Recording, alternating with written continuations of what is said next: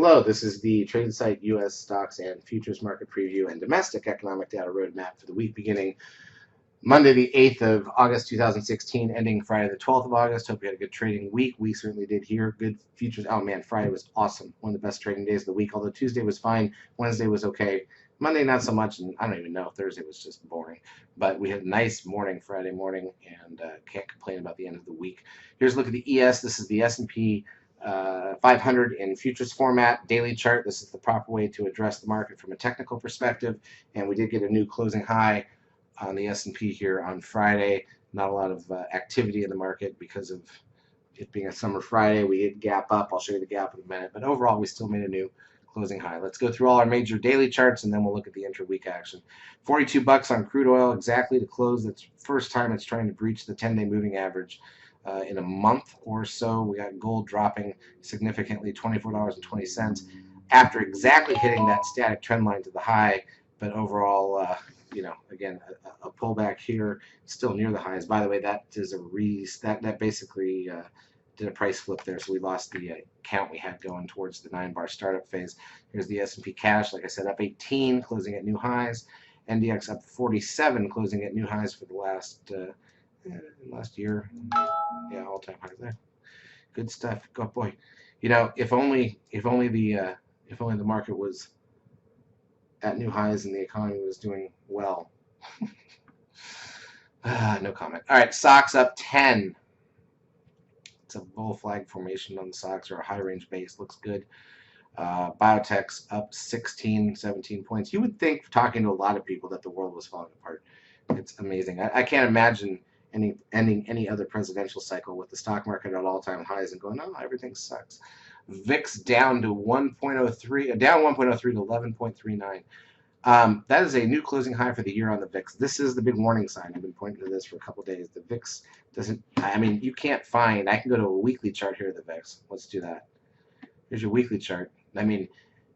Going over the last 2 years, you don't spend a lot of time this much lower than where we're at right now, and when the VIX bottoms out, the market tends to top out. So that's the only warning sign. That's the part we don't love here. Trend closing at 0.97, the 10-day moving average at 1.05. NASDAQ volume 1.8 billion shares. Advanced decline ratio on the NASDAQ plus 1268. Advanced decline ratio on the New York plus 1336. Google up $9.68. That's a new closing high on Google. Apple also gained $1.61. Nowhere near a new closing high. I think I haven't looked at the stats lately, but I think Google is about to overtake Apple for the largest company in the world, as was always going to happen anyways. Amazon up 5 points. Near closing highs. Netflix up 359.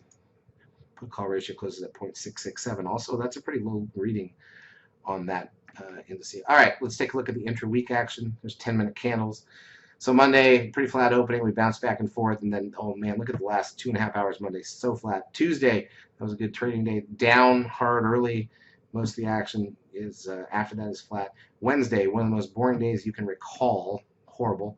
Thursday, a little gap up, a little shimmy back and forth, and then flat. And then Friday, the gap and go day, the 13 cell signal. That's the high of the week. Never broke the risk line of that. NASDAQ side, not much different. Looks about the same. Maybe a little more volatility. Sometimes the markets were not in sync, by the way, this week in terms of the ES and the NQs. All right, let's take a look at data coming out the week ahead. Monday, nothing. No data coming out on Monday. Tuesday, productivity and unit labor costs, an hour before the bell. Wholesale inventory is 30 minutes in.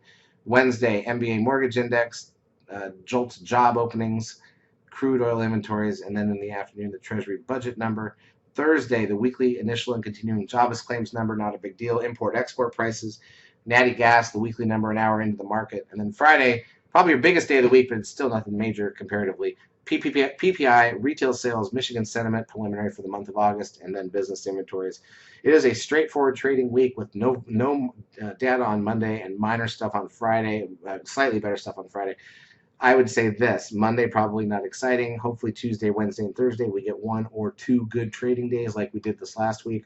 I don't think Friday is going to be the opportunity that it was this last week because we don't have the data coming out. And that's it. It's still Summer Friday. Just, trade cautiously. Let's be real specific. We had a great week this week. You cannot complain about the gains and the money made this week. Charts as usual brought to you by eSignal 12. If you've not yet taken a trial of our services, feel free to do so. We will help you out for a couple weeks, even here in the summer months, maybe more in the summer months when it's harder. You really got to be specific, and I think we are. Have a great trading week.